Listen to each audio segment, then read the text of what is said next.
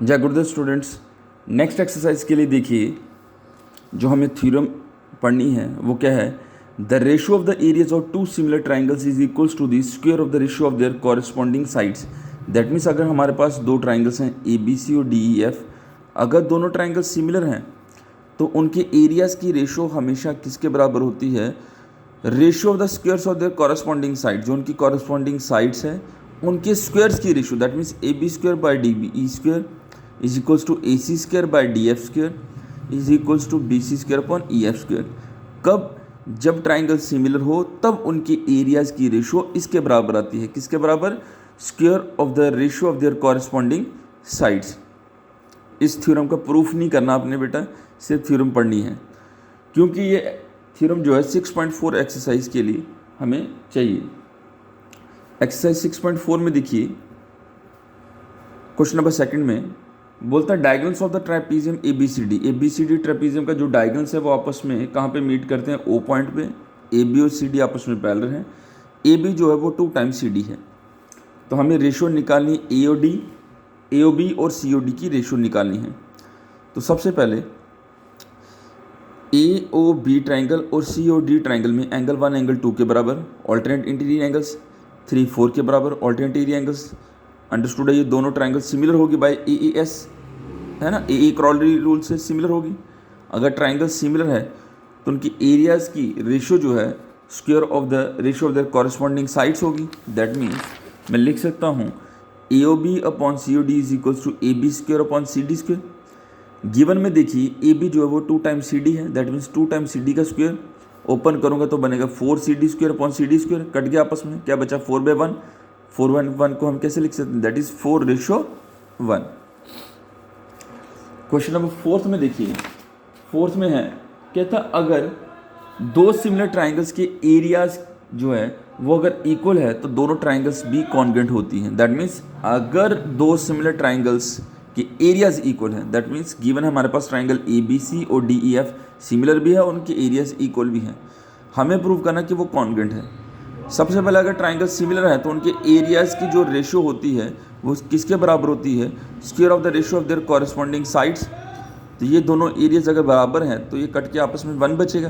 That is 1 is equals to A B square upon D E square is equals to A C square upon D F square is equals to B C square upon E F square. इसका मतलब तीनों आपस में किसके बराबर है? 1 के बराबर। मैंने अलग अलग करके इनको 1 लिख दिया। अब क्रॉस मल्टीप्लाई कर दिया, डी ई स्क्वायर जब राइट साइड पे जाएगा तो स्क्वायर स्क्वायर कट के ए बी डी ई के बराबर आ गया। वैसे ये भी जब वहाँ पे जाएगा तो स्क्वेयरिंग कट के A C equal to D F, वैसे B C equal to E F. अब दोनों ट्राइंगल जब मैंने कंसीडर किए ए बी सी और D E F, A B D E के बराबर, ए सी डी एफ के बराबर, बी सी ई एफ के बराबर, तो दोनों ट्राइंगल्स कॉन्ग्रुएंट होगी by S S S congruency rule. Question number 6 देखिए, बोलता है ratio prove that the ratio of the areas of 2 similar triangles. दो सिमिलर ट्राइंगल्स के एरियाज की रेशियो अगर देखी जाए वो किसके बराबर आती है? Ratio of their corresponding medians के बराबर। अब इसमें हमें मीडियंस के बराबर प्रूव करनी है। ट्राइंगल सिमिलर दिया हुआ है, ए एम और डी एन दोनों आपस में मीडियंस हैं, तो हमें मीडियंस की रेशियो के बराबर चाहिए। That means A B area of triangle A B C divided by area of triangle D E F is equals to A M square upon D N square. Basically ये proving parts हैं, तो आपका जो first term है उसमें proving parts नहीं है, but बेटा वहाँ पे कहीं पे नहीं लिखा कि आपने ये एक्सरसाइज नहीं करनी है, इसलिए आपको ये एक्सरसाइज पढ़नी है। आगे देखते हैं वो किस सेंस में क्वेश्चंस को पुटअप करते हैं। प्रूफ देखिए, दोनों ट्राइंगल जो हैं सिमिलर हैं। अगर ट्राइंगल सिमिलर है तो मैं लिख सकता हूँ A B upon D E is equals to B C upon E F और एंगल बी एंगल ई के बराबर, क्योंकि जब ट्राइंगल सिमिलर हों तो साइड्स प्रोपोर्शनल होती हैं और कॉरस्पॉन्डिंग एंगल्स इक्वल होते हैं। अब बी सी की जगह मैंने लिखा 2 टाइम्स बी एम और ई एफ की जगह 2 टाइम्स ई एन लिखा, 2 2 कट गया, मेरे पास आ गया A B upon D E is equals to B M upon E N और एंगल बी एंगल ई के बराबर। तो अंडरस्टूड है ट्राइंगल ए बी एम और डी ई एन सिमिलर हो गए by S C S rule. अगर triangle similar है तो साइड्स प्रोपोर्शनल होंगी। दैट मीन्स मैं लिख सकता हूँ A B upon D E is equals to A M upon D N. अब आपके पास क्या होता है? रूल है कि एरियाज ट्राइंगल के एरियाज की जो रेशियो होती है squares of the corresponding sides होती है। That means A B C upon D E F is equals to A B square upon D E square. इसको मैं लिख सकता हूँ A B upon D e का होल स्क्वायर।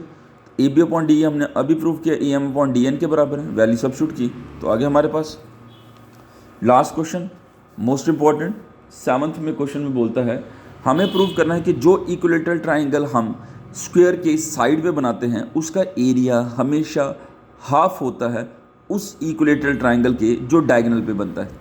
मैंने square ले लिया बी सी d, B e c equilateral triangle B c side पे बनाया और b D f equilateral triangle मैंने बी डी डायगोनल पे बनाया। स्क्वायर की साइड ए ले ली, इस ट्राइंगल का जो साइड्स होंगे वो सब ए हो जाएंगी। अब मैंने इस बी सी डी ट्राइंगल में पी जी टी लगाई और बी डी निकाल दिया। आपको पता पी जी टी कैसे लगाते हैं, ठीक है ना। Hypotenuse square is equal to perpendicular square plus base square that is a square बन गया 2a स्क्वायर, बी डी मेरे पास आ गया √2a। और हमें पता है अब अगर हमें एरियाज की रेशो लेनी है B C E divided by area of triangle B D F, तो एरियाज की रेशो किसके बराबर होती है, ऊपर वाला इक्विलेटरल ट्राइंगल है तो आ जाएगा √3/a साइड स्क्वायर है ना, √3/4 साइड स्क्वायर।